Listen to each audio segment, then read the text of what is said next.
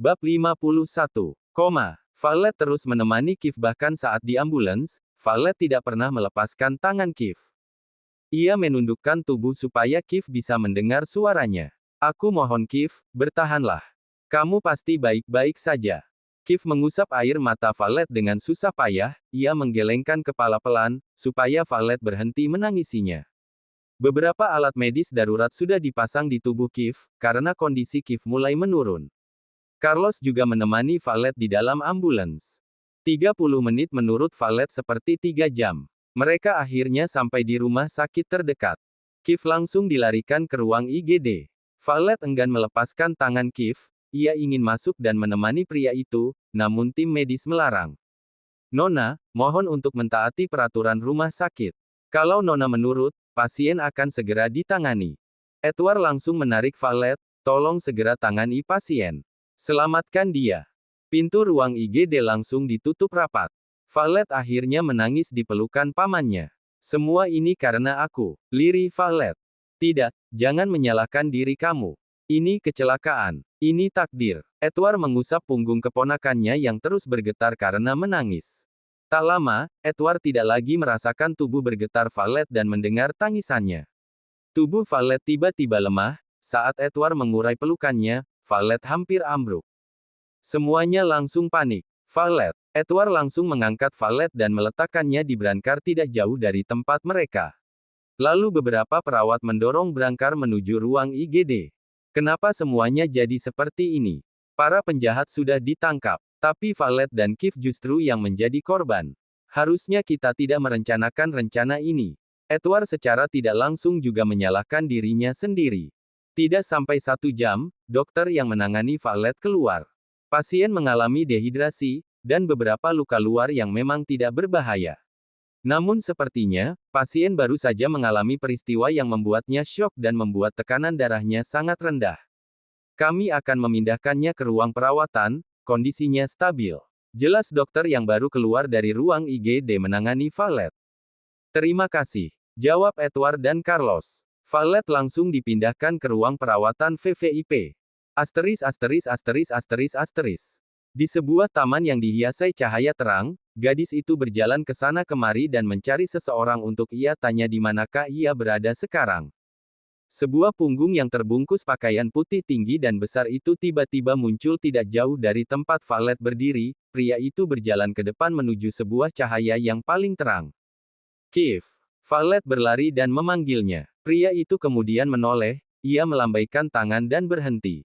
Violet semakin dekat dan langsung menghambur ke pelukan pria yang berstatus sebagai mantan suaminya tersebut. Violet melepaskan pelukannya, kepalanya menoleh ke kanan kiri dan bingung bagaimana bisa ia berada di sebuah taman yang ditumbuhi mawar putih bermekaran. Padahal di bulan ini, musim dingin masih berlangsung. Kif, kita ada di mana? Kenapa kita bisa ada di sini? Violet bertanya bingung. Justru aku yang bertanya, kenapa kamu bisa ada di sini? Violet mengerutkan keningnya, ia justru menggelengkan kepala. Aku nggak tahu. Kif, sepertinya di sana ada jalan. Kita kembali ke sana aja. Violet menarik tangan Kif untuk mengikuti langkahnya. Namun Kif tetap diam tak sedikit pun bergerak, sehingga membuat Violet membalik badannya. Kif, ayo kita kembali. Violet berkata dengan tegas. Aku tidak bisa kembali, Violet. Kamu yang harus kembali, karena belum saatnya kamu ikut denganku ke alam keabadian. Kif mencium punggung tangan Violet, lalu melepasnya. Enggak, aku nggak akan kembali sendiri. Aku nggak akan membiarkan kamu pergi sendiri. Sahut Violet dengan tegas. Selamat tinggal, Violet. Aku yakin, kamu akan bahagia dan tidak perlu lagi memikirkan perasaanku. Kif berjalan mundur dan melambaikan tangan. Violet menggelengkan kepalanya melihat Kif yang semakin mundur. Aku mau ikut denganmu Kif, jangan meninggalkanku. Kif. Kif. Violet berteriak memanggilnya. Kif. Violet membuka matanya dan berteriak. Keringat dingin menetes di dahinya, dadanya naik turun begitu cepat. Violet melihat sekelilingnya yang terasa asing. Ia berada di sebuah ruangan, dan Violet yakin itu ruang perawatan rumah sakit. Wanita itu beranjak bangun, tiba-tiba perawat datang. Nona Violet, kamu sudah sadar. Violet tidak memperdulikannya, ia melepaskan selang infus di punggung tangannya yang membuat perawat langsung mencegah. Nona, apa yang kamu lakukan? Violet langsung mendorong pelan perawat itu, lalu turun dari ranjang pasien. Violet berjalan cepat keluar dari ruangan.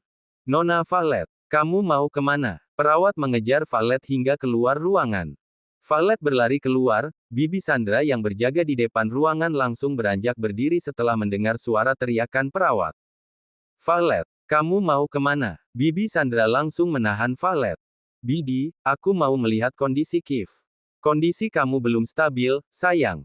Violet menggelengkan kepalanya. Ia memohon supaya Sandra mengizinkannya untuk melihat kondisi Kiev. Akhirnya Sandra memapahnya menuju ruang operasi. Setibanya Violet di ruang operasi, wanita berusia 25 tahun itu justru bingung. Kenapa kita ke sini? Edward dari tadi menunggu Kiev yang menjalani operasi untuk mengeluarkan pelurunya. Dia menghampiri Violet. Kamu sudah siuman nak. Kenapa ke sini? Tanya Edward. Di mana Kiev? Alih-alih menjawab, Violet justru balik bertanya. Kiev menjalani operasi untuk mengeluarkan peluru di perutnya. Tenang saja, Kiev pasti baik-baik saja. Edward tahu bagaimana cemasnya Violet. Violet juga merasa bersalah karena Kiev harus berjuang antara hidup dan mati karena menyelamatkan dirinya. Sebaiknya kamu kembali ke ruanganmu. Kata dokter kamu perlu istirahat. Sahut Carlos. Violet menggelengkan kepala. Ia ingin menunggu operasi Kiev selesai dan mengetahui kondisinya langsung. Violet tidak mau Edward maupun Carlos menyembunyikan apapun tentang kondisi Kiev. Aku mau menunggu sampai operasinya selesai. Aku baik-baik saja. Kalian jangan khawatir, kata Violet memaksa. Edward tahu Violet tidak akan menuruti siapapun sekarang. Jadi ia membiarkan Violet untuk menunggu sampai operasinya selesai. Sandra kemudian menuntun Violet untuk duduk di kursi di samping pintu ruang operasi. Kata dokter kamu dehidrasi. Aku akan membelikanmu makanan dan minuman, kamu mau makan apa? Tanya Carlos. Aku nggak lapar, sahut Violet. Tapi kamu tetap harus makan. Aku akan ke kantin sebentar. Carlos lalu pergi. Carlos melihat wajah Violet yang pucat. Violet baru disiksa dan mengalami luka fisik karena perbuatan Felix. Violet juga mengalami darah rendah karena memikirkan Kiev. Dari dulu Violet memang memiliki riwayat darah rendah. Sekarang dia pasti syok karena keadaan Kiev dan semua insiden mengerikan tadi yang disaksikan dengan mata kepalanya langsung, apalagi melihat Kiev tertembak karena melindunginya. Clara dan Nek Ratu berjalan cepat menuju ruang operasi yang telah diarahkan oleh perawat. Mereka baru saja tiba setelah ditelepon oleh pihak rumah sakit tentang kondisi Kiev yang masuk rumah sakit. Saat hampir masuk ke dalam lift, seseorang memanggil Nek Ratu. Ratu, suara itu begitu wanita tua itu kenal. Ratu segera menoleh, ia terkejut melihat sosok pria tua yang berjalan memakai tongkat. Sadewo, gumam Ratu seakan tidak percaya. Ayah mertu, Clara juga kaget. Sadewo Bernard telah dikabarkan tiada karena kecelakaan pesawat 20 tahun yang lalu. Jasadnya tidak ditemukan dan polisi akhirnya mengatakan kalau semua penumpang pesawat jatuh ke laut dan tidak ada yang selamat. Sadewo mendekati Ratu, wanita yang sangat dia cintai. Setelah puluhan tahun, Sadewo kehilangan ingatan, akhirnya ia bisa kembali dan bertemu istrinya. Akhirnya kita bertemu juga. Ratu meneteskan air matanya. Wanita tua itu seakan bermimpi, bertemu suaminya yang selama 20 tahun menghilang. Kamu masih hidup. Ratu melihat suaminya dari bawah hingga atas, ia takut hanya berhalusinasi saja. Dulu Sadewo masih terlihat muda dan gagah, seperti Kiev. Sekarang hanya perbedaan usia yang membuat Sadewo nampak keriput dan tua, tapi Ratu tetap bisa mengenalinya. Sadewo menganggukkan kepalanya. Aku selamat dari kecelakaan pesawat itu. Ratu lalu memeluk suaminya yang amat sangat dirindukan. Sejenak mereka melupakan tujuannya melihat kondisi Kiev. Ratu melepaskan pelukannya dan meraba wajah Sadewo. Akhirnya kamu kembali, Sadewo. Aku tidak pernah percaya kalau kamu sudah tiada. Hatiku masih mengatakan kalau kamu memang masih hidup. Mereka melepaskan pelukannya. Akhirnya aku bertemu kalian di sini. Aku sudah datang ke rumah lama kita, tapi kalian sudah pindah lama. Sejak Aaron meninggal, kami seperti tidak memiliki semangat. Kiev lalu membeli rumah dan kami menepatinya. Kami terus merasa sedih kalau tinggal di sana dan mengingat ayahnya Kiev dan ayah mertua. Sahut Clara. Sadewo sangat sedih mendengar kalau putranya satu-satunya ternyata sudah tiada lebih cepat darinya. Sadewo juga sedih, karena tidak bisa bermain bersama cucunya, Kiev. Kalian kenapa di sini? Tanya Sadewo. Barulah Clara dan Ratu sadar, tujuan mereka ke rumah sakit untuk apa. Kiev, putraku dan Aaron mengalami kecelakaan. Apa? Sadewo kaget mendengarnya. Ia sudah lama ingin melihat cucunya, sekarang saat ia sudah bertemu istri dan anak menantunya, Kiev cucunya dalam kondisi tidak baik. Mereka langsung masuk ke dalam lift, setelah keluar dan sampai di dekat ruang operasi, Clara melihat ada Violet, dan beberapa orang yang tidak ia kenal. Clara langsung berlari menghampiri Violet yang bersandar di bahu Sandra. Violet, bagaimana kondisi Kiev sayang? Violet serta Sandra bahkan Edward yang menunggu di depan ruang operasi langsung menatap Clara. Mama, Violet lalu berdiri dibantu Sandra. Violet juga masih memakai baju pasien rumah sakit. Bagaimana kondisi Kiev? Apa yang terjadi padanya? Kenapa Kiev bisa dioperasi? Rentetan pertanyaan itu membuat Violet semakin merasa bersalah pada sosok wanita itu. Violet terasa tercekat harus menjelaskan kepada Clara apa yang sebenarnya terjadi, hanya air mata yang meluncur di kedua pipi Violet untuk menunjukkan betapa ia sungguh merasa bersalah pada Kiev dan Clara yang teramat baik padanya. Begini nyonya, Kiev ditembak oleh rivalnya. Edward menyahut. Edward tahu, Violet masih syok dan kondisinya lemah. Mendengar itu, Clara langsung syok. Edward kemudian menjelaskan semuanya, dari Kiev yang membantunya menyusun rencana untuk menjebak John serta Della keluar, yang akhirnya justru Violet yang diculik dan disekap. Sampai Kiev menyelamatkan Violet. Clara merasa lemas mendengarnya. Begitu juga Nek Ratu dan Sadewo yang berada tidak jauh dari mereka.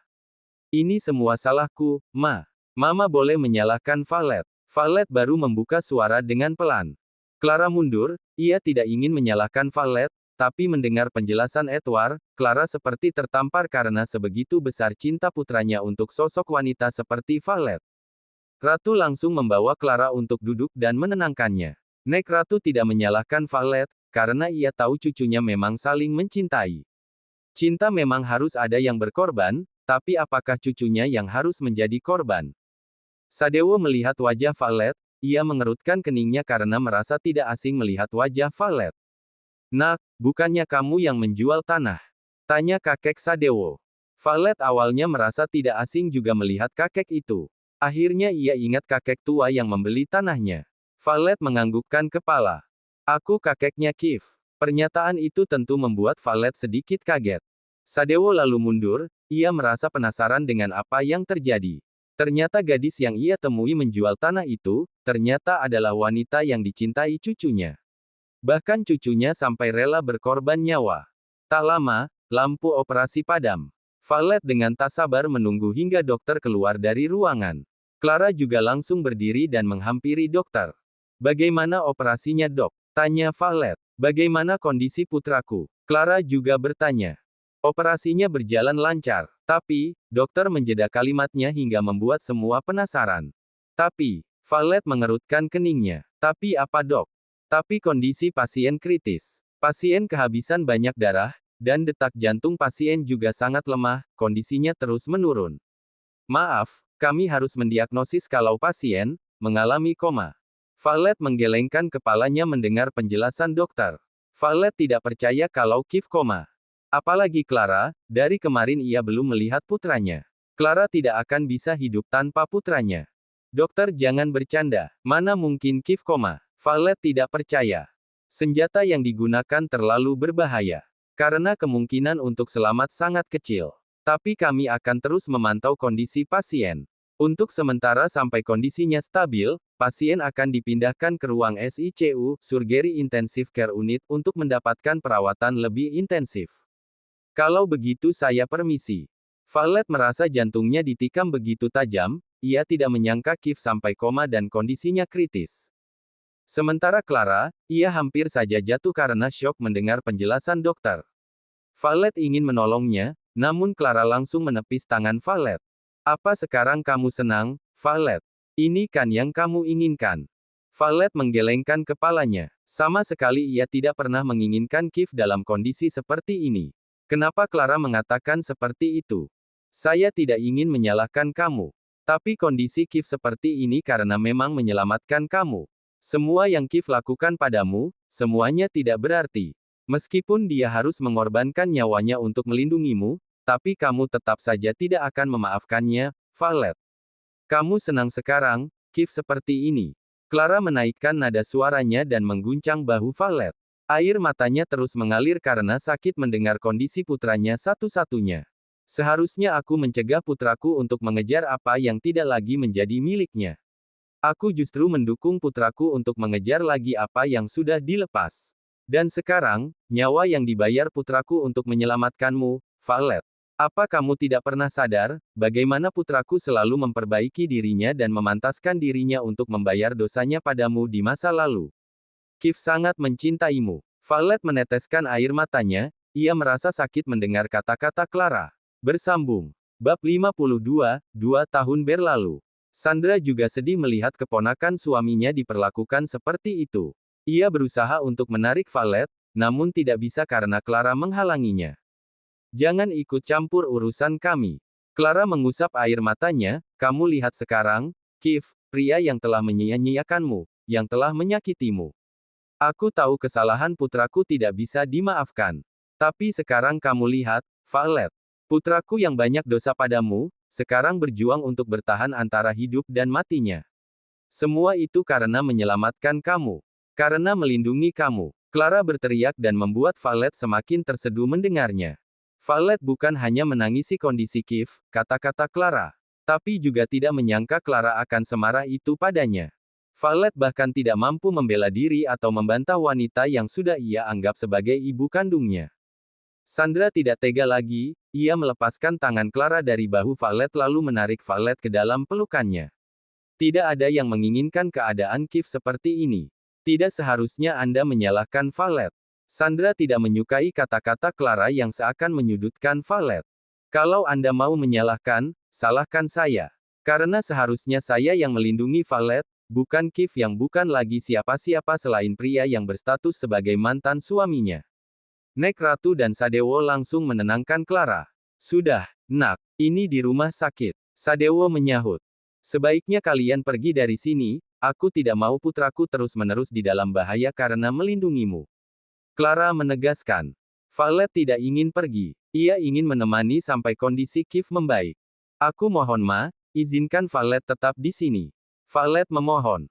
Pergi. Aku tidak ingin melihatmu. Aku menganggapmu sebagai putriku, aku tidak ingin menggunakan cara kasar. Tegas Clara. Edward tidak ingin keponakannya terus-menerus disudutkan. Sebaiknya kita pulang dulu. Violet terasa enggan, tapi Edward memaksanya untuk pulang.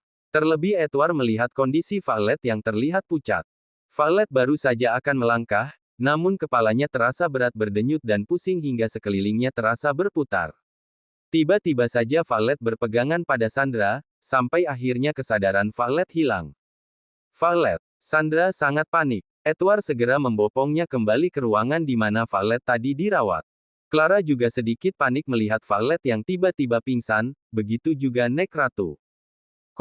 Waktu begitu cepat berlalu, dari hari seharusnya Carlos kembali ke Los Angeles, dia harus membatalkan jadwalnya untuk pulang. Sudah 1 bulan lebih semenjak insiden yang membuat Kiev koma di rumah sakit.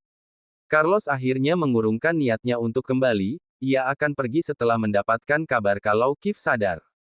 Dan untuk kontraknya bersama Violet, Carlos juga tahu kondisi wanita itu masih di bawah rasa bersalah. Carlos yakin Violet belum bisa melanjutkan bisnis mereka di dunia fashion. Carlos datang ke rumah sakit, dan ia baru tahu kalau ternyata ruang perawatan Kiev dijaga oleh dia bodyguard sewaan Clara, untuk mencegah Violet masuk. Carlos akhirnya datang ke butik, bahkan dari jadwal buka yang sudah seharusnya beberapa minggu yang lalu, butik belum juga buka. Violet ada. Carlos bertanya pada Farah. Nona Violet ada di ruangannya. Tapi, Nona tidak ingin siapapun menemuinya. Carlos tidak menghiraukan Farah, ia berjalan naik ke anak tangga dan masuk ke ruangan Violet. Ternyata di sana ada Rachel yang menemani Violet. Violet terus murung karena tidak bisa melihat Kiev, tidak tahu bagaimana kondisinya. Semuanya karena Clara yang mencegah pihak rumah sakit untuk tidak mengizinkan orang luar mengetahui kondisi putranya. Bukannya seharusnya butik sudah buka. Kenapa masih ditutup? Tanya Carlos. Aku belum menginginkannya, sahut Violet dengan pelan. Meskipun Violet terlihat fokus di depan sebuah patung manekin dan membuat gaun, tapi Carlos yakin pikiran Violet bukan pada gaun. Sementara di rumah sakit, Clara tidak bisa lagi mempercayai tim medis. Karena sudah 1 bulan kondisi putranya tidak ada perubahan. Kalau begitu, aku akan memindahkannya ke rumah sakit di luar negeri. Nyonya, membawa pasien ke luar negeri dalam kondisi koma juga beresiko. Putramu tinggal menunggu waktu saja untuk bisa kembali sadar. Rangsang terus otaknya untuk bekerja, ajak bicara karena meskipun pasien koma, dia bisa mendengarkan meskipun tidak bisa merespon. Clara akhirnya mengalah. Ia sebenarnya ingin membawa Kiev ke luar negeri, selain berobat sekaligus menjauhkan Kiev dari Violet. Kalau dalam waktu 1 minggu putraku belum sadar, apapun resikonya aku akan memindahkannya ke rumah sakit di luar negeri, Dok. Tegas Clara. Dokter akhirnya pasrah. Baik, terserah Anda. Kalau begitu saya permisi. Apa tidak terlalu berlebihan, dokter mengatakan kondisi Kiev yang memerlukan waktu saja. Sahut Nek Ratu. Clara menggelengkan kepalanya. Pagi harinya, Violet berusaha untuk datang lagi. Sama seperti sebelumnya, Clara dan anak buahnya melarang Violet untuk masuk. Kiev tidak membutuhkanmu. Sebaiknya pergi. Usir Clara. Dan satu lagi, aku akan membawa Kiev pindah ke luar negeri. Jadi kamu tidak perlu lagi mencemaskannya. Kamu bisa berbahagia bersama pria lain. Kata-kata Clara begitu menusuk hati Violet, namun Violet harus sabar karena sekarang yang dihadapi adalah Clara. Aku nggak punya hak untuk mencegah. Tapi sekali ini saja, izinkan Violet bertemu Kiev. Apa Violet harus berlutut untuk membuat Mama mengizinkan Violet masuk ke ruangan Kiev? Violet berkata dengan nada memohon. Sebaiknya kamu pergi. Usir lagi Clara. Violet menggelengkan kepalanya. Akhirnya ia menurunkan tubuhnya dan berjongkok di hadapan Clara. Aku mohon, setidaknya jika ini pertama dan terakhir. Violet tidak tahu, apa setelah ini Violet bisa bertemu Kiev atau tidak. Izinkan Violet masuk. Violet akhirnya diizinkan masuk, meskipun waktunya dibatasi oleh Clara. Violet berjalan pelan, dan sampai di samping ranjang Kiev. Terdengar suara alat-alat medis yang hanya mengisi kesunyian ruangan. Violet terua berjalan dan bisa melihat kondisi tubuh Kiev yang dipasang banyak alat-alat medis. Violet duduk di kursi, lalu memegang tangan Kiev dan mencium punggung tangannya. Apa kamu marah padaku, Kiev? Kamu marah karena aku nggak melihatmu waktu itu. Kamu marah karena aku nggak menuruti kata-katamu untuk pergi. Kamu bilang kamu nggak ingin melihatku, apa ini yang kamu maksud? Violet menempelkan telapak tangan Kiev di pipinya. Aku percaya kalau kamu memang berubah.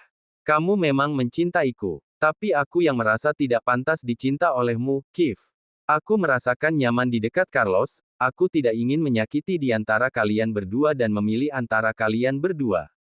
Violet menarik nafasnya perlahan mengisi pasokan oksigen yang hilang di kerongkongannya. Aku sadar, aku memang masih mencintaimu. Aku masih cinta padamu, Kiev. Bulir bening mentes di pipi Violet. Karena itu, aku nggak bisa memilihmu. Dan aku juga nggak bisa memilih Carlos, karena kalian sama-sama mencintaiku. Sama-sama pria yang ku sayangi. Aku mohon, jangan pergi. Aku janji, aku yang akan pergi dan menjauh darimu. Aku yang akan membuatku tidak bisa melihatmu dan kamu melihatku lagi, supaya aku tidak lagi menyakitimu. Kiev, apa kamu mendengarkanku? Violet mendekatkan wajahnya tepat di samping kepala Kiev. Air matanya bahkan terus jatuh, kamu berhasil membuat hatiku bangkit. Kamu berhasil membuatku melupakan apa itu rasa sakit, terluka, kecewa, dan mereka semua ditutup oleh cinta yang begitu besar padamu. Hingga aku tidak bisa, sedikit pun tidak mendapatkan kabar darimu. Kemarin-kemarin aku baik-baik saja, karena aku masih melihatmu berdiri, bernafas, dan berbicara. Tapi aku tidak bisa melihatmu hanya diam terbujur seperti ini. Kiev, aku merindukanmu. Persetan dengan semua sakit yang kamu torehkan di hatiku. Violet memeluk tubuh Kiev dan menempelkan kepalanya di dada pria itu. Aku sangat merindukanmu, Kiev. Aku mohon, sadarlah. Jika bukan karena aku, sadarlah untuk mama, nenek dan kakekmu. Mereka semua menantikanmu.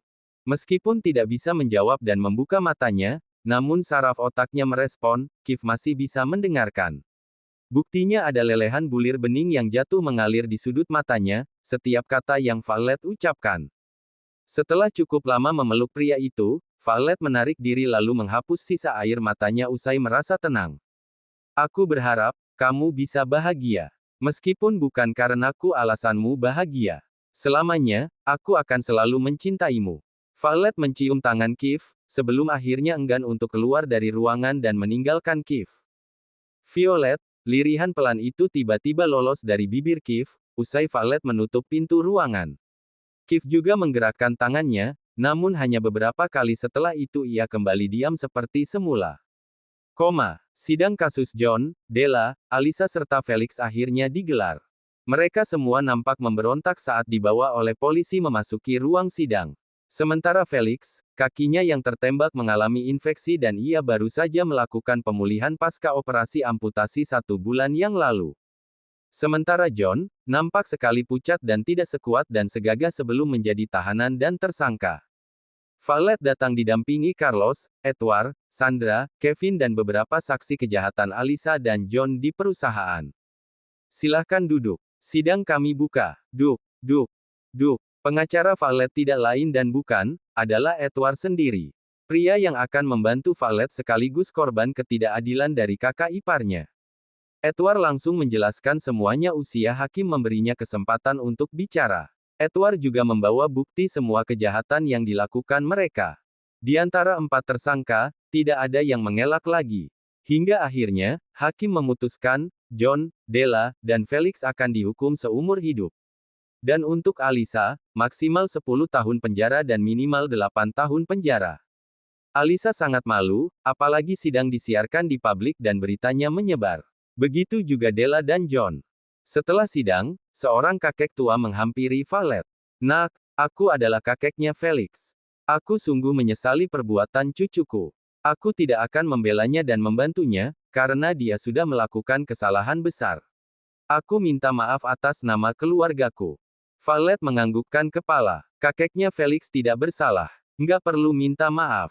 Ini semua karena Felix terlalu dibutakan oleh dendam dan ambisinya. Aku minta maaf, karena aku harus menuntut cucumu untuk dihukum seberat-beratnya, karena dia sudah berusaha melakukan percobaan pembunuhan berencana, dan membuat temanku sampai sekarang masih dalam kondisi koma. Sahut Violet. Ya, tidak masalah. Anak itu memang pantas mendapatkannya. Setelah sebulan dan setelah Della serta John kabur, Violet akhirnya melihat Alira yang datang di persidangan dan duduk di barisan belakang. Violet tahu, bagaimana hancurnya Alira sekarang. Ia harus menyaksikan mominya dijatuhi hukuman mati. Kak, aku benar-benar minta maaf. Atas nama Momi dan Kak Alisa, dan perbuatan kami padamu. Alira menangis di hadapan Violet. Sudahlah, lupakan semua itu. Aku tahu, meskipun aku tidak bisa melupakan perbuatan jahat mereka padaku dan keluargaku, tapi aku tahu kamu tidak bersalah dan terlibat. Alira, aku akan membiayai kehidupan kamu ke depannya. Violet tahu, sekarang Alira hidup sendiri bersama Arga. Violet juga tidak setega itu membiarkan mereka berdua terlantar, karena tidak memiliki keluarga lagi dan siapapun. Alira menggeleng. Ia merasa tidak pantas menerimanya dari Violet. Tidak perlu Kak. Aku akan pergi dari mansion. Aku akan hidup mandiri dan membiayai Arga. Aku akan terus merasa bersalah padamu. Alira, meskipun aku membenci John, namun aku dan Arga memiliki darah yang sama dari satu ayah. Jangan membuatku menjadi sosok yang kejam, aku membantu banyak orang, tapi aku menelantarkan kalian. Tapi Kak, jangan tinggalkan rumah. Sebagai gantinya, mulai besok setelah pulang sekolah kamu bekerja di Mutiara Butik. Aku akan memberimu gaji. Violet tahu, Alira sangat menyukai dirinya sebagai desainer internasional. Kak Violet serius. Alira berbinar mendengarnya. Kak, terima kasih banyak. Aku bersedia. Setelah menyelesaikan urusannya, Violet, Edward dan Carlos akhirnya mampir ke rumah sakit. Namun sampai di sana, rupanya kamar rawat Kif telah kosong. Suster, di mana pasien yang koma di sini? Tanya Edward. Apa Tuan Kif? Pasien sudah dipindahkan oleh keluarganya ke rumah sakit di luar negeri tadi pagi. Mereka bertiga terperanjat kaget mendengarnya. Violet tidak menyangka, kalau Clara bersungguh-sungguh dengan ucapannya untuk memindahkan Kif ke luar negeri. Violet merasa sedih karena sekarang mereka benar-benar akan jauh. Terpisah jarak, dan waktu. Dan Violet tidak akan mendapatkan kabar dari Kiev lagi. Edward akhirnya membawa pulang Violet. Sudah 2 hari Violet murung dan tidak bersemangat. Hari ini adalah jadwal di mana akhirnya Violet membuka kembali Mutiara Butik. Semua para customer pengunjung datang untuk menyaksikan acara grand opening kembali. Violet juga memberikan sale 10% untuk pembukaan pertamanya. Pada siang harinya, Carlos datang membawa sebuah map Snellhector berwarna hitam. Duduklah, kata Violet mempersilahkannya duduk di ruang tamu. Carlos kemudian memberikan map tersebut. Aku tidak bisa menunda lagi untuk kembali ke La Art Entertainment membutuhkanku. Jadi, keputusanmu bagaimana sekarang? Mau melanjutkan penawaran kontrak ini atau tidak? Carlos tentu saja tidak akan memaksa. Violet menatap map itu dan memikirkannya. Ke Los Angeles. Mungkin Violet bisa ke sana untuk menenangkan diri, dengan suasana yang berbeda, lingkungan yang berbeda. Aku menerimanya. Aku akan ikut bersamamu. Meskipun Edward, Sandra dan Kevin melarang Violet, pada akhirnya Violet tetap pergi. Sandra merasa sedih karena ia harus berpisah dari Violet. Sandra sudah menganggap Violet sebagai anak perempuannya. Hari terus berganti, waktu begitu cepat berlalu. Tidak terasa, musim dingin juga sudah 3 kali lewat di Amerika Serikat, letaknya California Selatan dan sebelah barat Laut San Diego, tenggara San Francisco, barat Arizona, utara Meksiko. Atau yang disebut ibu kota County Los Angeles. Di sebuah bangunan besar sebagai butik ternama di Los Angeles, gadis itu berjalan dengan santai sambil menelpon seseorang. Oke, 2 hari lagi, saya akan datang ke New York. Terima kasih atas waktumu, Nona Fiora. Terima kasih kembali. Fiora menutup teleponnya lalu ia menyambut tamu butik yang datang. Hari-hari ia lalui dengan tenang dan bekerja dengan baik, berlari dari Vinsdom ke Los Angeles. Dia adalah Violet Aurora, yang sekarang dengan kepribadian yang berbeda. Terkenal dengan nama Fiora, seakan nama Violet terkubur setelah ia datang menginjakkan kakinya di AS, California Selatan tepatnya kota Los Angeles.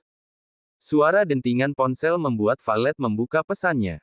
Aku menunggumu di restoran La Boheme untuk makan siang. Apa kamu ada waktu Nona Fiora? Petik 1. Violet tersenyum tipis. Dia lalu membalas, oke.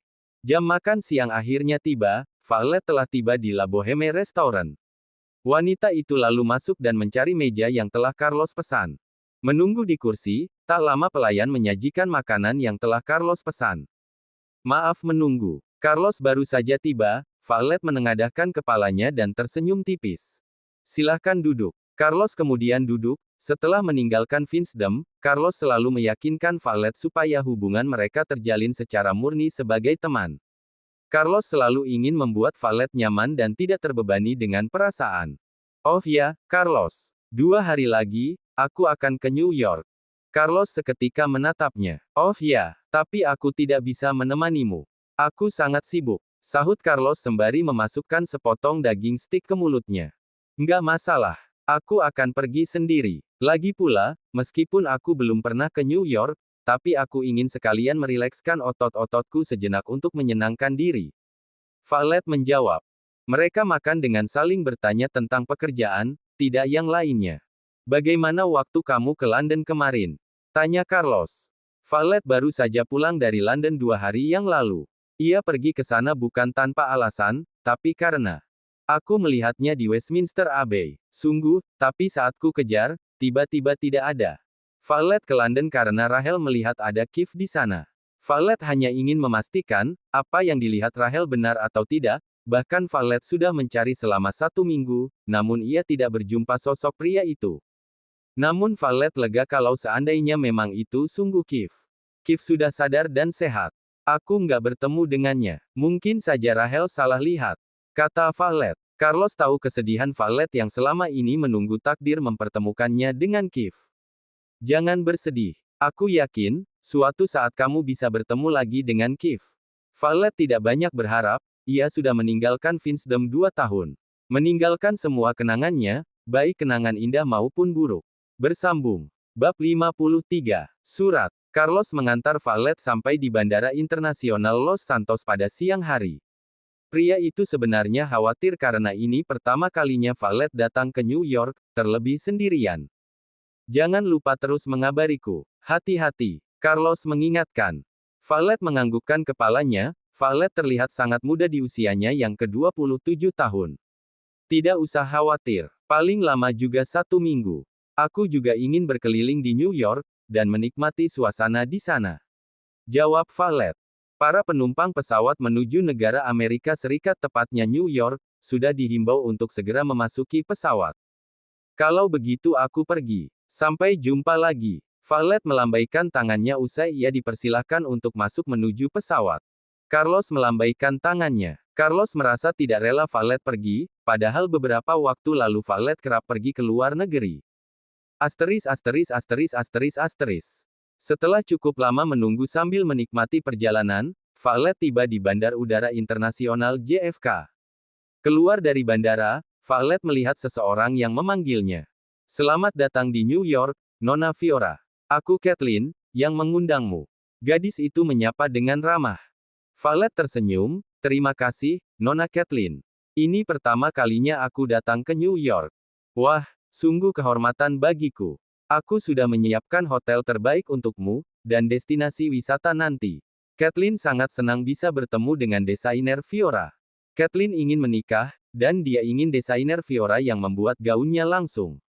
Acaranya 3 hari nanti. Nona Fiora, tapi maaf sekali. Aku nggak bisa mengantarmu ke hotel. Tapi aku sudah memesannya atas namamu, Conrad New York Downtown Hotel. Sekali lagi terima kasih Nona Kathleen. Setelah itu, Kathleen pergi. Violet menarik kopernya dan menunggu taksi yang lewat. Sementara di dalam Bandara Internasional JFK, seorang pria tampan tinggi hidungnya mancung dengan mata elang tajam serta alis tebal yang membingkai wajahnya, ditutup dengan kacamata hitam. Jas warna abu-abu lengkap dengan atributnya, pria itu berjalan dengan langkahnya yang panjang, kedua tangannya masuk ke dalam saku celana. Sementara di belakang, ada 2 pengawal mengekor, salah satu dari mereka membawa koper. Tuan, saya akan mengambil mobil. Tuan muda bisa menunggu di sini sebentar. Pria itu kemudian mengibaskan satu tangan. Satu pengawal langsung pergi. Violet sampai di Conrad New York Downtown Hotel.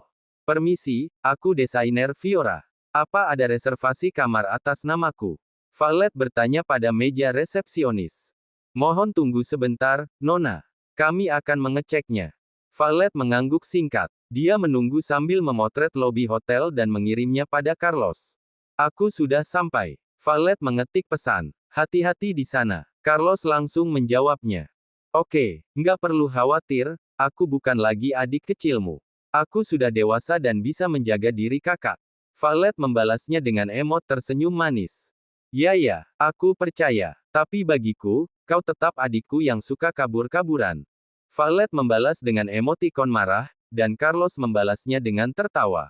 Permisi Nona Fiora, Nona Kathleen telah mereservasi atas namamu. Lantai 11 kamar nomor 212.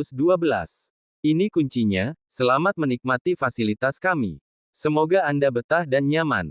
Violet tersenyum membalasnya. Thank you. Violet lalu berjalan menarik kopernya dan memasuki lift. Welcome to the Conrad New York Downtown Hotel. Ada yang bisa kami bantu tuan? Berikan 1 kamar presidential suite. Ucap pria itu sembari memberikan kartu identitas. Tunggu sebentar tuan. Tuan, lantai 11 kamar nomor 213. Ini kuncinya. Selamat menikmati fasilitas kami, semoga tuan nyaman dan betah. Pihak resepsionis mengantupkan tangan dan tersenyum ramah. Pria itu lalu pergi setelah mendapatkan kunci kamar, menarik kopernya sendiri. Sementara pengawal tadi, memesan kamar sendiri. Keluar dari lift, pria itu berjalan sambil melihat nomor kamar. Dia melihat kamar nomor 212 baru saja dibuka, dan yang membuatnya melepas kacamata adalah sosok punggung yang ditutupi mantel panjang warna mocha, lalu hilang di balik pintu. Pria itu mengernyitkan keningnya, lalu ia masuk ke dalam kamar nomor 213. Pada pagi hari, Violet baru keluar dari kamar hotel dengan pakaian yang sudah rapi. Wanita berusia 27 tahun itu berjalan sembari memegang ponsel, mengecek lokasi yang dikirim oleh kliennya. Violet juga menentang beberapa peralatan di sebuah paper bag. Violet masuk ke dalam lift, menekan angka ke lantai 1 dan menunduk kembali untuk memahami lokasinya. Ia bahkan tidak menyadari ada sosok pria yang merupakan pemilik kamar di sebelahnya berdiri di depannya membelakanginya, sama fokus dengan ponsel dan sesekali melihat jam tangan. Violet merasa perasaannya berbeda, jantungnya berdebar-debar secara tiba-tiba, namun ia tidak tahu kenapa. Kepalanya mendongak ke depan, namun bersamaan dengan itu pintu lift terbuka, suara pesan ponselnya membuat Violet mengeceknya sembari berjalan tanpa memperhatikan lagi pria itu. Mereka bahkan tidak sadar berjalan berdampingan menuju pintu masuk hotel, hingga akhirnya Violet mengambil jalur kiri setelah keluar, dan pria itu mengambil jalur kanan. Tuan mau sarapan dulu? Tanya seorang pengawal. Tidak perlu. Kita langsung saja menuju tempat meetingnya.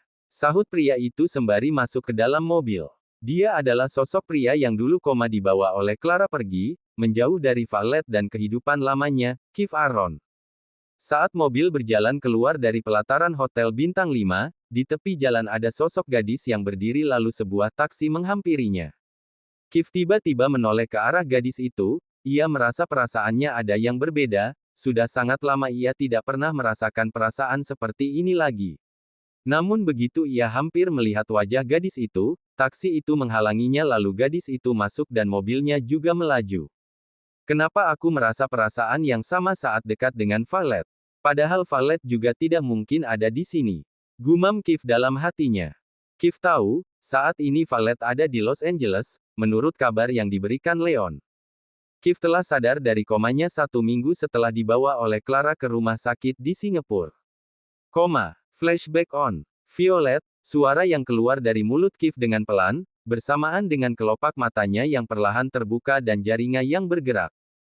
Perawat yang kebetulan sedang mengecek selang infusnya, langsung memanggil dokter keluar karena sepertinya ada tanda-tanda bahwa pasien yang sudah koma 1 bulan lebih akan siuman. Kelopak mata Keith perlahan terbuka, ia berusaha menyesuaikan cahaya lampu di atap yang menerangi ruangan. Setelah benar-benar menyesuaikan, pria itu melihat sekeliling. Ruangan yang serba putih dan bau karbol menyengat. Dokter datang, lalu mengecek kondisinya. Tuan, kamu bisa mendengar. Keith menganggukkan kepalanya. Keith mencari sosok gadis yang terus membuatnya bertahan melawan hidup dan mati. Kondisinya stabil. Pasien sudah melewati masa kritisnya. Suster, beritahu keluarganya kalau pasien telah sadar. Dokter mengecek keseluruhan lagi dan mengecek luka tembak yang dialami Keith, untuk saja tidak mengenai organ dalam yang berbahaya seperti jantung atau hati. Apa yang Anda rasakan? 1 bulan lebih Anda terbaring koma, kata dokter. 1 bulan. Gumam Keith tidak percaya. Ternyata kejadian itu sudah lewat 1 bulan lebih. Pantas saja seluruh tubuhnya terasa kaku karena lama tidak digerakkan. Apa Tuan merasa sakit? Tidak ada. Dokter kemudian melepaskan beberapa alat di hidung Keith yang tidak lagi dibutuhkan. Kondisi pasien langsung meningkat drastis setelah pasien sadar. Keith. Clara memasuki ruangan langsung berlari dan memeluk putranya. Keith, Mama senang akhirnya kamu sadar sayang. Nek Ratu dan kakek Sadewo juga datang, mereka lega karena akhirnya cucu mereka satu-satunya sudah sadar. Kakek Sadewo yang menyarankan rumah sakit terbaik untuk merawat Keith, karena Clara begitu kuku ingin membawa Keith ke luar negeri.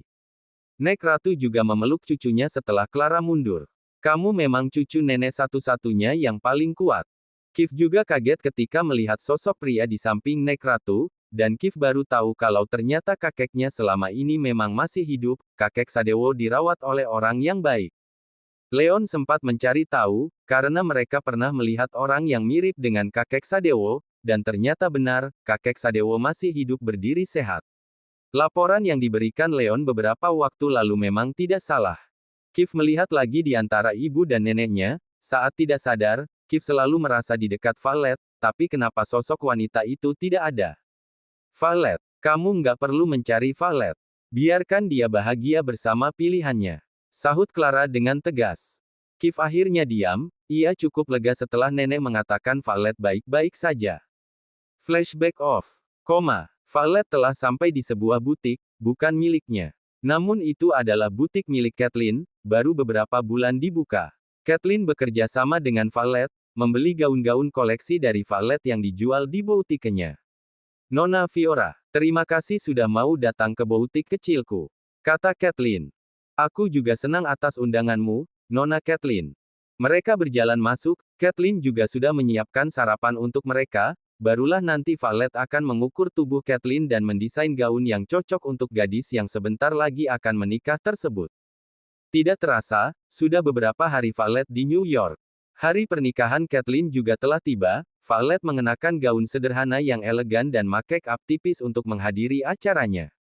Saat keluar dari pintu kamar hotel, Valet melihat sosok pria tinggi memakai jas silver berjalan menuju lift. Tangan pria itu masuk ke dalam saku celana dan mengambil sesuatu, namun tiba-tiba ada sesuatu yang jatuh. Valet berjalan cepat menyusul dan mengambilnya, ternyata sapu tangan pria itu. Valet merasa tidak asing dengan bordirannya, dari huruf China dengan nama K. Valet sepertinya tadi melihat pria itu keluar dari kamar di sebelahnya. Lantai lift sudah menunjukkan angka lantai 3, Valet langsung menekan lift di sampingnya dan masuk. Semoga pria itu belum pergi. Gumam Valet. Sayang sekali, saat keluar Valet tidak melihat lagi pria itu. Valet berjalan cepat dan mengejarnya sampai keluar, namun pria itu sudah masuk ke dalam mobil dan mobil langsung melaju. Yah, aku terlambat. Valet akhirnya membalik badan menuju pihak resepsionis. Aku menemukan sapu tangan yang jatuh, aku pikir sepertinya ini adalah milik orang yang menepati kamar nomor 213 di sampingku. Baik Nona, kami mengenal orangnya. Beliau adalah tamu spesial di hotel kami. Valet menganggukkan kepalanya lalu dia pergi. Valet langsung menuju gedung yang akan dijadikan sebagai tempat pernikahan Caitlyn. Nona Caitlyn, selamat atas pernikahanmu. Semoga kalian selalu bahagia, kata Valet sembari menyerahkan sebuah paperback berisi hadiah pernikahan. Ya ampun, Nona Fiora, aku sungguh bahagia karena kamu mau hadir. Terima kasih banyak. Silakan menikmati pestanya. Caitlyn memberikan sebuah topeng mata domino warna putih berkilau khusus untuk Valet, tamu yang ia pilih. Caitlyn mengadakan pesta topeng di pernikahannya. Setelah Valet menyingkirkan diri, seorang pria ganti menghampiri pengantin baru. Selamat atas pernikahanmu, Tuan L. Kif memberikan selamat untuk rekan bisnisnya. Alasan Kif datang ke New York untuk menghadiri acara pernikahan rekan bisnis jauhnya, sekaligus memang kemarin mereka meeting masalah pekerjaan. Tuan Aaron, terima kasih banyak. Selamat menikmati pesta kecil kami. Ini, topeng mata untukmu. Kif mengambilnya, terima kasih. Ia melihat topeng domino itu, sudah lama Kif tidak pernah datang ke pesta topeng. Masquerade Ball, atau yang disebut pesta topeng. Valet ikut meramaikannya, meskipun bersama orang-orang asing.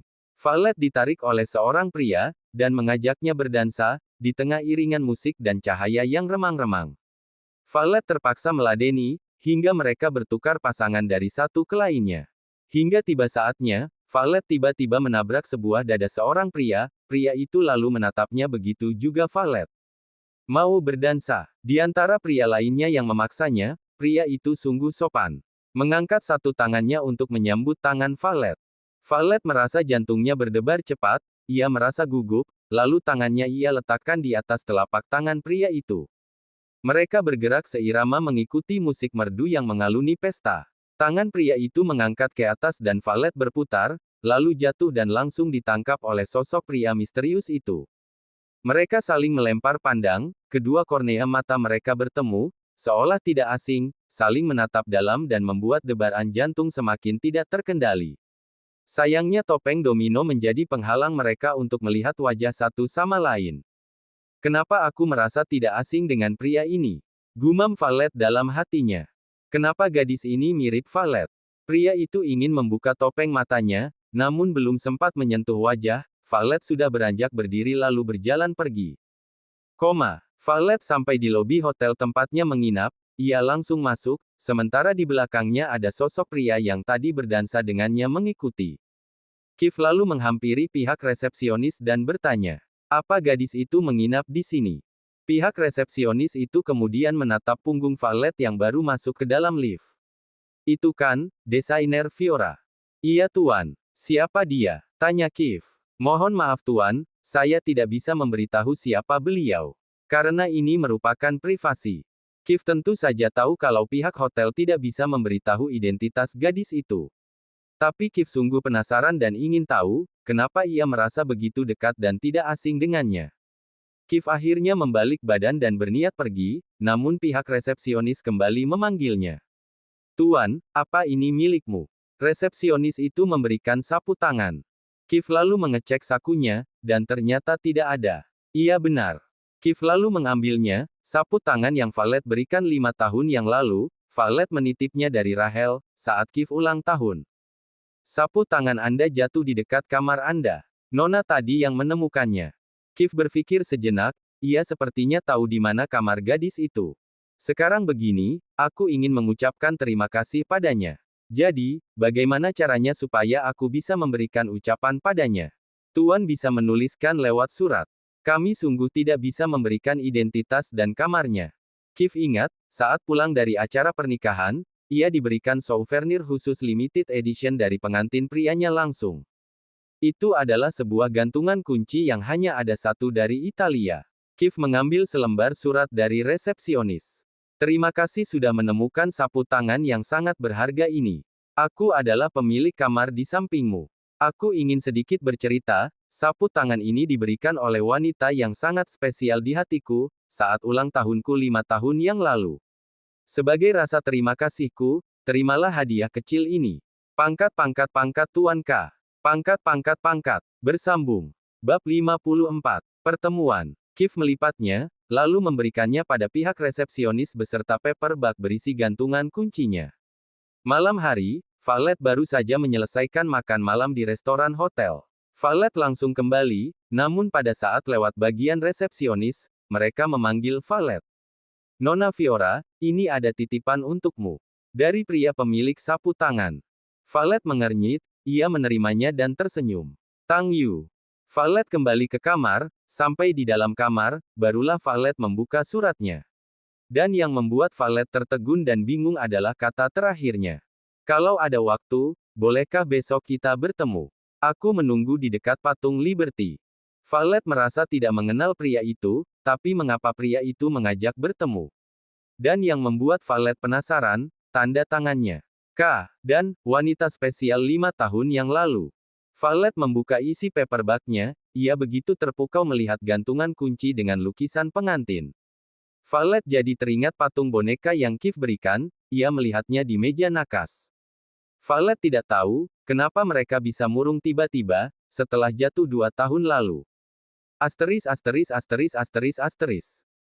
Pagi sekali, Valet turun dan pergi ke pihak resepsionis. Dia memberikan surat untuk dititipkan pada sosok pria itu.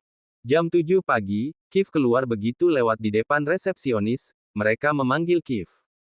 Tuan, ini ada titipan surat untukmu. Dari Nona yang kemarin. Kif mengambilnya, dan membaca surat balasannya. Selamat pagi. Terima kasih untuk gantungan kuncinya. Kamu juga mengingatkanku pada sosok pria yang begitu istimewa, kami sudah lama putus kontak. Aku menerima tawaranmu. Jam 10 pagi, aku akan datang ke patung Liberty. Fiora Valet Aurora. Dek. Kif tertegun sampai membulatkan matanya membaca nama di tanda tangannya.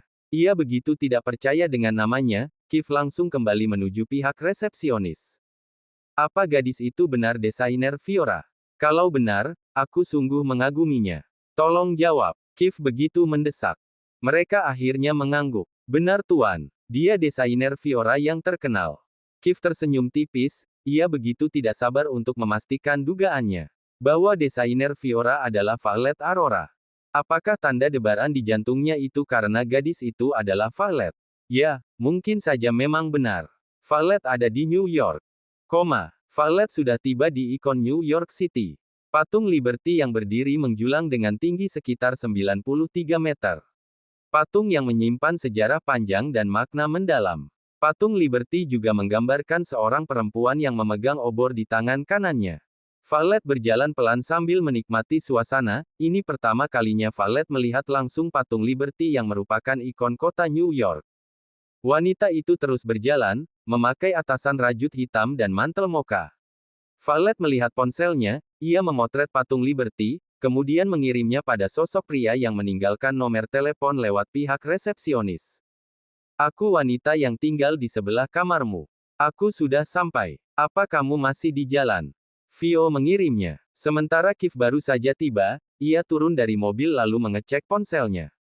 Aku sudah sampai. Aku akan segera menyusul. Tunggu di dekat patung Liberty sisi kiri.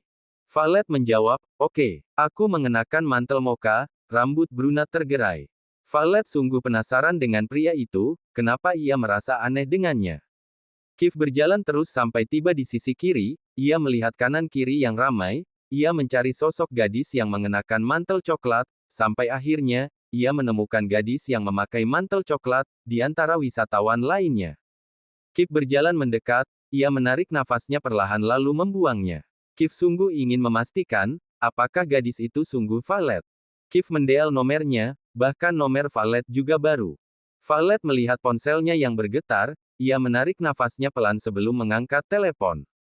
Halo, kamu di mana? Tanya Valet. Apa kamu sungguh ingin bertemu denganku? Tanya Kif. Tentu saja, Valet menyahut. Lihatlah ke belakang. Aku ada di belakangmu. Valet mengerutkan keningnya, ia kemudian membalikkan badan perlahan. Valet melihat kanan kiri, sampai akhirnya kornea hazelnya tertuju ke satu sisi sosok seorang pria memakai mantel hitam berdiri tegap gagah menatapnya tanpa berkedip, sambil menempelkan telepon di telinga kirinya. Valet merasa jantungnya semakin berdebar, ia tidak percaya dengan apa yang dilihat. Pria itu berdiri dengan gagah dan tampan, menatapnya dengan dalam tanpa ekspresi. Kif, gumam Valet tanpa sadar. Valet merasa tidak percaya dengan apa yang dilihat, ia melihat layar ponselnya, mematikan sambungan telepon lalu menekan tombol call lagi. Dan suaranya berasal dari ponsel yang Kif pegang. Terima kasih sudah menemukan sapu tangan yang sangat berharga ini. Aku adalah pemilik kamar di sampingmu. Aku ingin sedikit bercerita, sapu tangan ini diberikan oleh wanita yang sangat spesial di hatiku, saat ulang tahunku 5 tahun yang lalu. Valet ingat tulisan surat dari pria itu.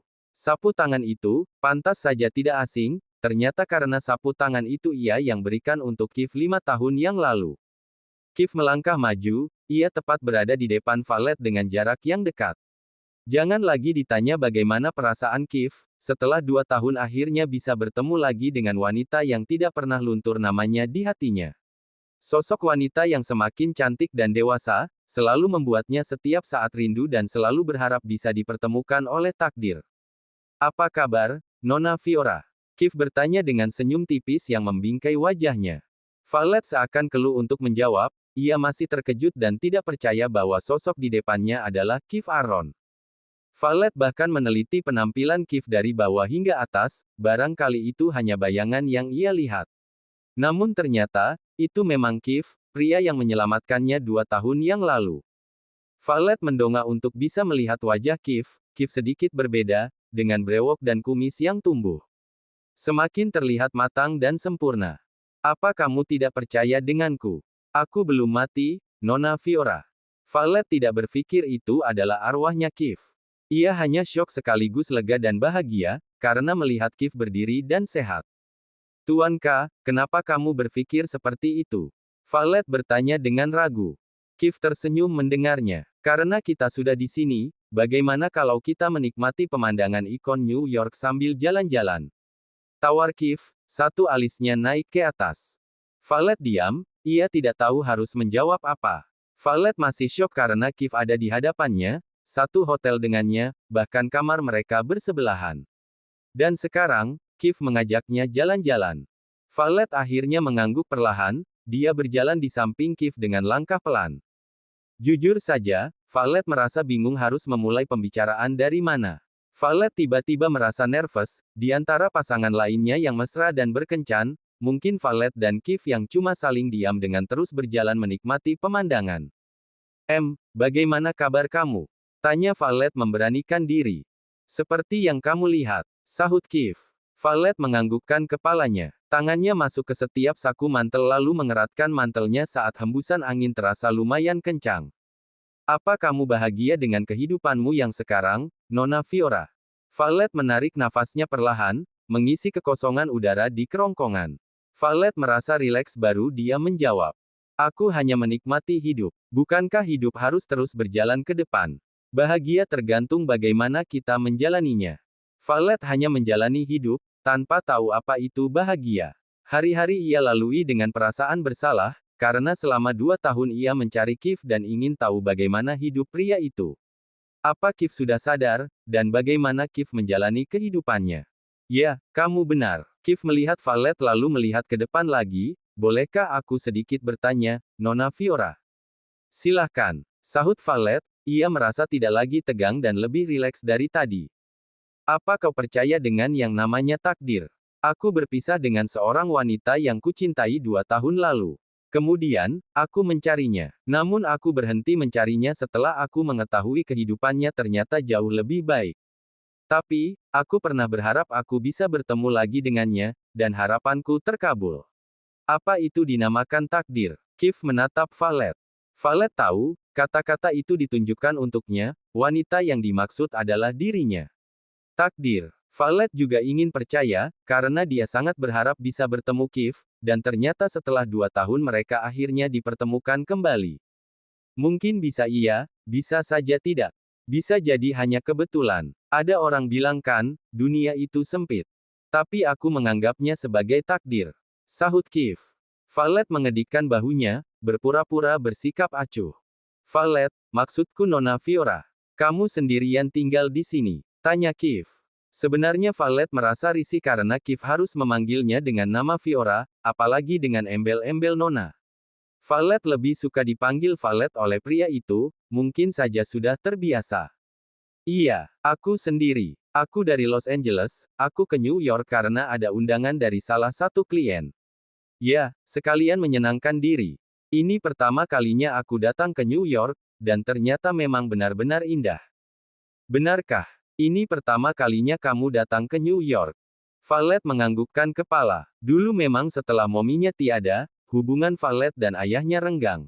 Ayahnya memang sering keluar negeri, tapi Valet lebih memilih di rumah daripada harus pergi dengan ular-ular tak berbisa.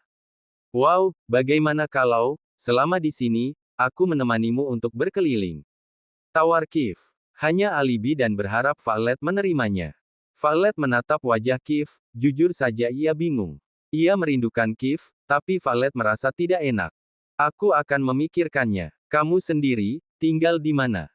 Finsdom. Valet mengernyitkan keningnya, tidak mungkin Kif kembali ke Finsdom.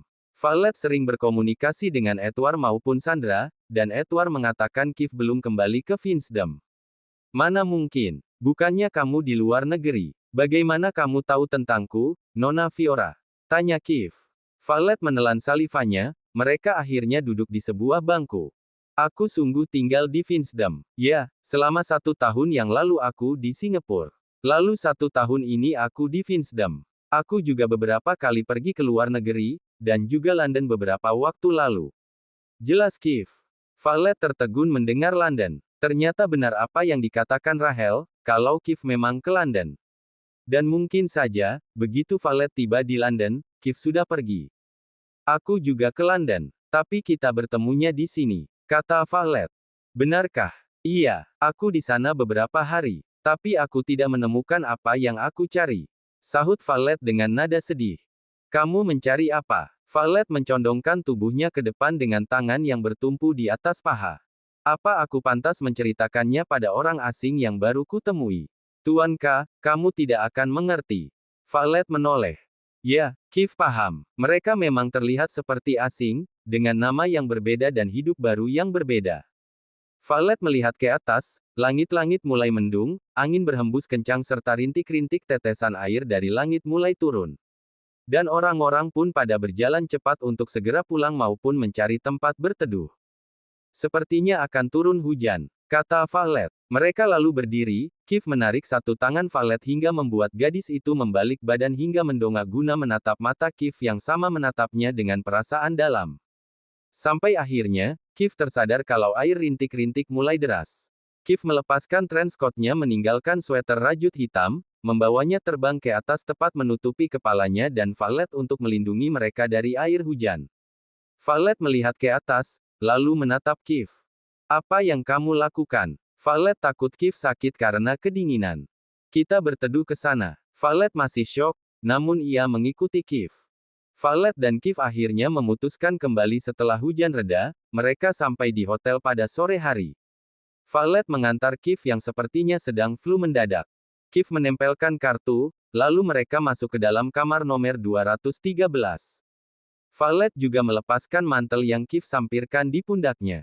Kamu punya stok teh. Aku akan membuatkanmu teh hangat, kata Violet sembari menuntun pria itu duduk di sofa. Ya, di dapur ada, sahut Kif dengan suara yang agak serak dan bindeng. Tidak lama, Violet kembali sambil membawa teh hangat di cangkir dan meletakkannya di atas meja. Violet mengambil selimut di atas ranjang, lalu menyelimuti tubuh Kif yang memejamkan mata. Kif membuka matanya merasakan kehangatan yang menyelimuti, namun tetap saja yang ia butuhkan bukanlah kehangatan dari selimut.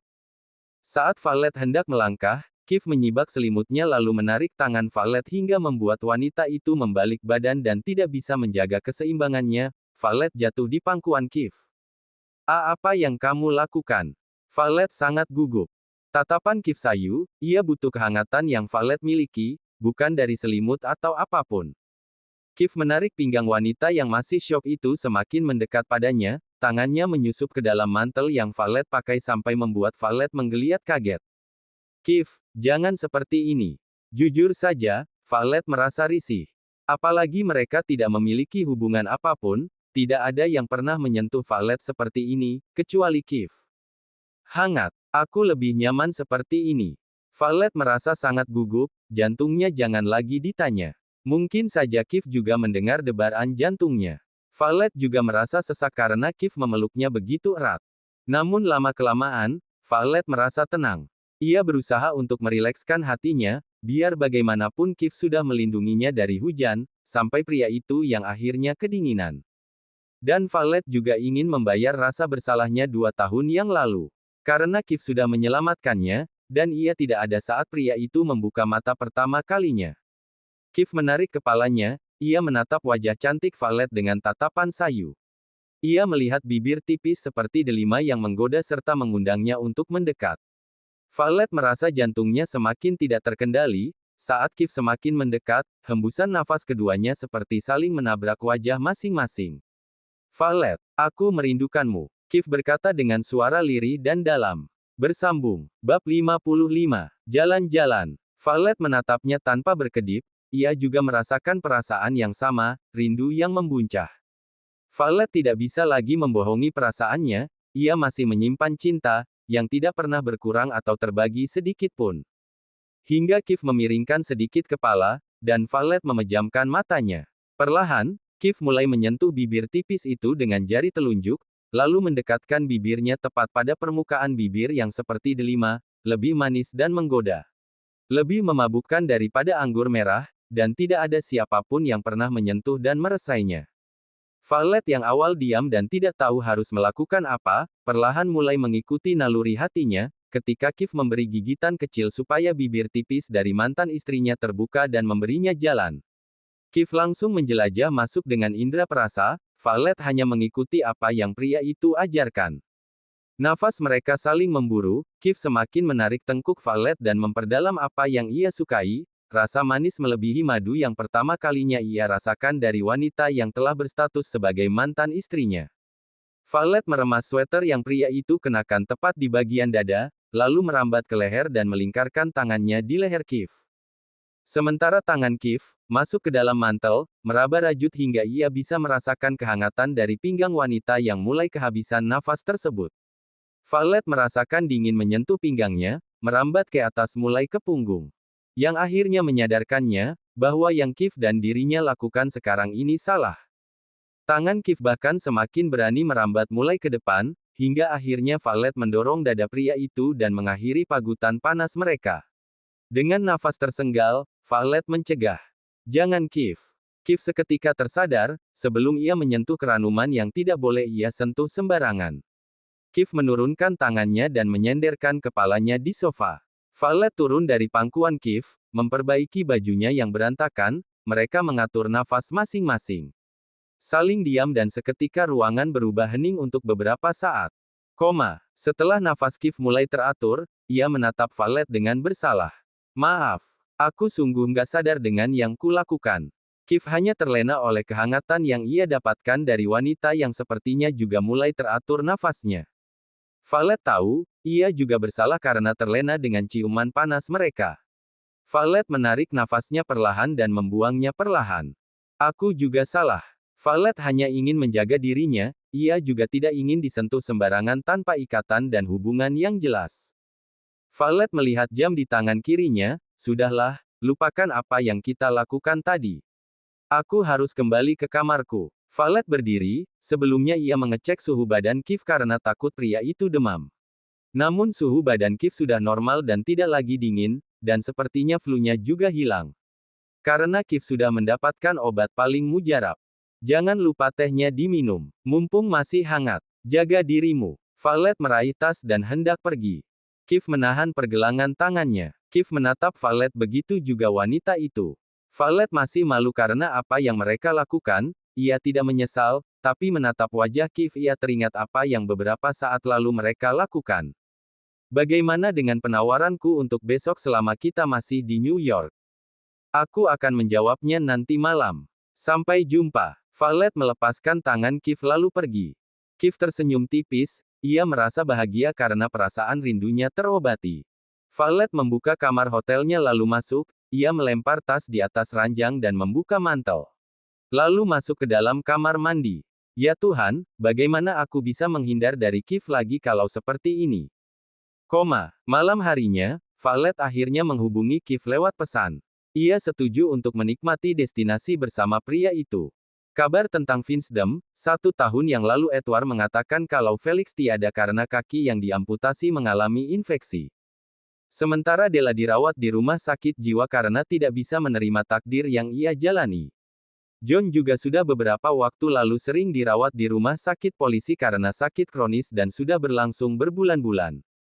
Violet tidak berniatan menjenguk, ia masih sakit hati karena perbuatan jahat ayahnya. John bahkan terus memanggilnya saat pria itu anfal. Kata polisi yang menjaganya. Pagi harinya, Violet bersiap-siap rapi, ia mengenakan atasan rajut warna putih serta celana panjang putih. Lalu dilapisi mantel warna beige, yang terlihat serasi dan cantik di tubuhnya. Penampilan Violet sudah rapi dan elegan. Begitu selesai memastikan penampilannya sempurna, wanita itu lalu keluar dari kamar. Selamat pagi. Suara yang tiba-tiba saja menyapa Violet membuatnya terperanjat kaget. Kif, sejak kapan kamu di sini? Tanya Violet sambil menyentuh dadanya. Baru saja mau mengetuk pintu. Kif nampak semangat sekali. Violet mengangguk. Mereka lalu berjalan berdampingan menuju lift. Central Park, New York. Kif membawa Violet ke sana. Central Park adalah tempat wisata yang wajib dikunjungi di kota New York. Taman ikonik ini menawarkan tempat yang tenang dari keramaian kota. Mereka berjalan dengan santai, menyusuri jalan yang di kanan kiri terdapat pohon-pohon. Saat musim gugur, pemandangannya akan semakin indah. Violet merasa sejuk dan tenang, hingga mereka sampai di taman luas beralas rumput hijau serta tidak jauh dari telaga. Letaknya di tengah kota New York. Kif menggandeng Violet menuju dekat telaga. Violet menunduk ke bawah melihat tangannya tiba-tiba saja digandeng, seolah Kif takut Violet tertukar oleh banyaknya wisatawan yang berlalu lalang. Kamu tunggu di sini sebentar. Aku akan segera kembali, jangan kemana-mana. Kata Kif. Violet menganggukkan kepala. Pria itu lalu berlari pergi entah kemana. Violet menyaksikan telaga air dengan hati yang tenang. Hingga tidak lama, Kif kembali dengan membawa tikar dan beberapa makanan ringan serta minuman. Violet membantunya membawa makanan dan Kif membuka tikarnya di atas rumput. Violet melepaskan sepatu lalu duduk. Kif justru kembali pergi namun tak lama muncul lagi. Kif ternyata membeli 1 es krim. Untukmu. Violet menerimanya. Kamu. Tidak perlu. Kif membuka air mineral lalu memamerkannya pada Violet. Violet baru merasakan soft serve ice cream, ternyata lidahnya menerima dengan baik. Terima kasih. Kamu mau? Kif menggelengkan kepala, ia menatap sudut bibir Violet yang terdapat es krim lalu menyentuhnya dengan jari jempol, yang dilakukan Kif justru membuat Violet membelalakkan matanya. Kif justru menjilat noda es krim di jari jempolnya. Kif, protes Violet melotot. Rasanya lebih manis, sahut Kif. Mereka menikmati waktu berdua, meskipun hanya melihat pemandangan, itu cukup membuat Violet terhibur. Namun tidak untuk Kif, ia lebih suka memandangi wajah cantik Violet yang dari tadi nyemil makanan ringannya. Violet, panggil Kif. Ya, Violet menoleh sesaat. Apa kamu tidak mengkhawatirkanku waktu itu? Tanya Kif. Violet seketika tertegun mendengar pertanyaan Kif. Bagaimana bisa Kif mempertanyakan pertanyaan seperti itu? Jelas saja ia khawatir tentang kondisi Kif. Kenapa kamu bertanya seperti itu? Sahut Violet. Hanya bertanya, apa kamu juga mengkhawatirkanku sama seperti saat Carlos kecelakaan menyelamatkanmu? Celetuk Kif. Jadi Kif bertanya seperti itu karena mau membandingkan dirinya dengan Carlos. Aku nggak mengerti maksud kamu Kif. Violet menundukkan kepala. Aku tahu bagaimana perasaan kamu terhadap Carlos. Mengapa kamu sampai jauh-jauh pergi, padahal aku juga tidak di Vinsdom? Violet seketika menatap pria itu dengan mata menyipit. Ia tidak mengerti kenapa sekarang arah pembicaraan Kif justru pada sesuatu yang tidak ingin Violet bahas. Memangnya kamu tahu apa tentang hubunganku bersama Carlos? Kalau kamu mengartikan kekhawatiranku pada Carlos karena perasaan semata, kamu salah Kif. Carlos menyelamatkan nyawaku. Apakah kalau aku mengkhawatirkan dirinya itu salah? Kamu pikir, aku hanya khawatir pada Carlos? Selama 2 tahun Violet ingin melupakan masa lalu dan menyembuhkan hatinya. Ia tidak pernah merasa tenang karena memikirkan Kif, bagaimana kondisi pria itu dan hidup Kif. Tapi setelah bertemu, Kif justru salah paham dengan mengartikan seolah ia tidak pernah khawatir pada pria tersebut. Kalau saja Clara tidak membawanya ke luar negeri, ia juga tidak akan pergi. Tapi Violet tidak ingin menyalahkan Clara, karena yang dilakukan Clara sudah benar. Violet meraih tas tangannya dan memasukkan ponselnya, memakai sepatunya dengan cepat kemudian ia berdiri. Kalau kamu mengajakku ke sini hanya untuk membahas masa lalu, sebaiknya aku pulang saja. Asal kamu tahu, aku jauh-jauh ke Los Angeles bukan karena perasaanku pada Carlos. Kamu tidak akan mengerti bagaimana perasaanku. Violet lalu melangkah pergi menahan rasa sesak yang tiba-tiba menghantam dadanya. Kif menatap kepergian Violet, ia merasa bersalah karena membahas masa lalu. Harusnya ia tidak mengatakan seperti itu pada Violet. Tapi Kif merasa, ucapannya juga tidak salah. Karena memang Violet pergi bersama Carlos ke Los Angeles, bahkan Violet belum mengetahui bagaimana kondisinya saat itu. Setelah 5 menit, Kif memakai sepatunya lalu berlari mengejar Violet. Namun ketika ia menyusuri jalanan Central Park, ia tidak menemukan Violet lagi. Violet tidak pernah ke New York dan tidak tahu jalanannya, perasaan takut Violet tersesat atau diculik membuat Kif trauma. Ia langsung menelpon ponsel Violet, namun tidak diangkat. Bahkan setelah beberapa kali panggilan. Seharusnya aku tidak membahasnya. Dasar bodoh. Gerutu Kif. Ia berlari menuju di mana mobilnya berada lalu masuk. Ia langsung kembali ke hotel dan ingin memastikan bahwa Violet pulang ke hotel. Violet sengaja mengabaikan telepon dari Kif, ia berada di sebuah taksi. Violet langsung memutuskan untuk pulang ke hotel. Sepertinya Violet juga ingin segera pulang ke Los Angeles, meskipun ia masih memiliki 2 hari di New York. Violet langsung turun dari taksi begitu sampai di depan hotel tempatnya menginap. Ia langsung masuk berjalan cepat menuju lift. Begitu juga Kif yang akhirnya tiba di hotel, ia langsung berlari untuk segera sampai di lantai 11.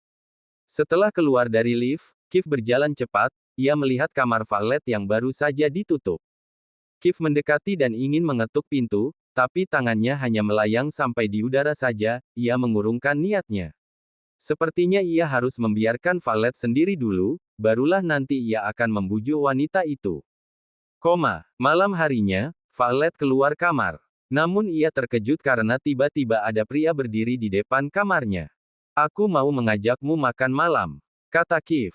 Violet diam sejenak, ia takut kalau Kif kembali membahas 2 tahun yang lalu. Aku sudah makan, bohong Violet. Bersamaan setelah ia mengucapkan itu, cacing-cacing dalam perutnya berbunyi karena ia belum makan dari tadi siang. Kif terkekeh, mulutmu boleh berbohong. Tapi tidak dengan perutmu. Kif menggandengnya lalu menarik pelan Violet untuk mengikuti langkahnya. Kif, kamu mau membawaku kemana? Pekik Violet. Kif tidak menjawab, pria itu membawa Violet masuk ke dalam lift lalu keluar lagi menuju restoran NYC downtown. Kif memilih meja yang langsung menghadap ke teluk. Dengan langit malam yang menghiasi dan lampu kuning yang menggantung di atas. Kif memesan menu bestseller di NYC downtown, sementara Violet memandang teluk yang tenang. Pemandangannya terlihat semakin indah, karena ia duduk bersama Kif. Violet, maaf untuk kata-kataku tadi siang, kata Kif. Aku nggak marah padamu, Kif. Violet menjawab, Ia menatap langit malam. Asal kamu tahu, aku juga khawatir pada kondisimu. Aku pergi ke Los Angeles, namun pikiranku selalu tertuju padamu, aku tidak bisa tenang sebelum melihatmu berdiri dengan sehat. Apa kamu mencariku? Tanya Kiev. Valet menganggukkan kepalanya. Aku selalu berkomunikasi dengan Paman Edward untuk memastikan, apakah kamu sudah kembali ataukah belum. Aku juga ke beberapa negara untuk mencarimu, dan Carlos yang membantuku. Aku juga ke London, saat Rahel melihatmu ada di sana. Dan, ternyata, kita bertemu di sini. Mungkin benar yang kamu katakan saat itu. Aku ingin percaya, kalau ini adalah takdir. Valet berkata dengan air mata yang menganak di pelupuk matanya, satu kedipan bulir bening itu langsung luruh jatuh ke pipi. Kiev langsung mengeluarkan sapu tangan lalu menghapus air mata Valet. Jangan menangis di hadapanku, Valet. Valet menatap Kiev. Aku mengkhawatirkanmu sama seperti pada Carlos, Kiev. Aku nggak tahu cara membalas kebaikan kalian berdua, yang selalu berusaha untuk melindungiku. Kiev menganggukkan kepala, ia menarik Valet ke dalam pelukannya. Aku tidak akan membahas apapun yang membuatmu sedih. Aku juga mencarimu selama ini, aku cukup tenang saat tahu kamu di Los Angeles baik-baik saja dan bahagia. Aku juga melihatmu di London, aku sengaja menghindar darimu, Valet. Karena aku tidak ingin membuatmu berada dalam masalah. Valet menarik diri, ia menatap Kiev dan memukul dadanya. Jadi kamu sudah melihatku. Dan kamu sengaja menghindar. Jahat sekali kamu, Kiev. Valet terus memukul dada pria itu, tapi tidak keras yang membuat Kiev terkekeh. Pria itu lalu menahan kedua tangan Valet dan menariknya mendekat, jarak mereka sangat dekat, Valet mengerjapkan matanya beberapa kali. Hingga Kiev kembali menyentuh bibirnya dengan bibir pria itu dan mengulang kejadian di kamar hotel Kiev. Valet menarik dirinya saat pasokan oksigen semakin menipis. Ia juga merutuki kebodohannya yang kembali terlena kedua kali, ia tidak menyalahkan Kiev tapi memang dirinya yang tidak bisa mencegah, lebih tepatnya tidak ingin mencegah Kiev melakukan kesalahan lagi. Valet juga ingat tempat di mana mereka sekarang, takut ada yang melihat meskipun orang-orang pada sibuk sendiri. Sementara Kiev justru bersikap santai dan tersenyum. Kenapa kita terus mengulangi kesalahan yang tidak seharusnya terjadi? Apa kamu menganggapnya kesalahan? Kiev menaikkan satu alisnya. Valet merasa malu. Ia menatap ke arah lain, Kiev justru seperti menggodanya, bukan bertanya atau mengejeknya. Mereka akhirnya makan dengan hati yang tenang.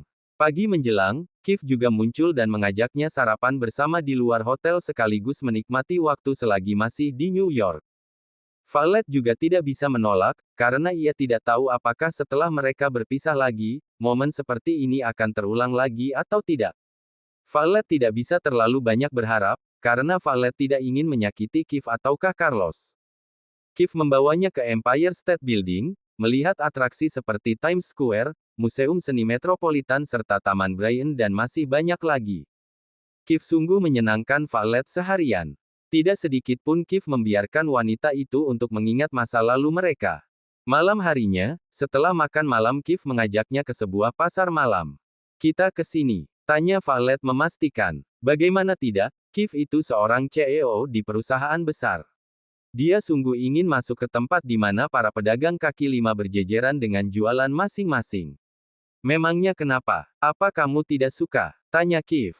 Bukan, tapi, kamu kan. Jangan menilai sesuatu dari sampulnya. Meskipun aku nggak pernah masuk ke sini, tapi setidaknya, aku mendengar kalau wanita suka dibawa ke sini. Bersambung.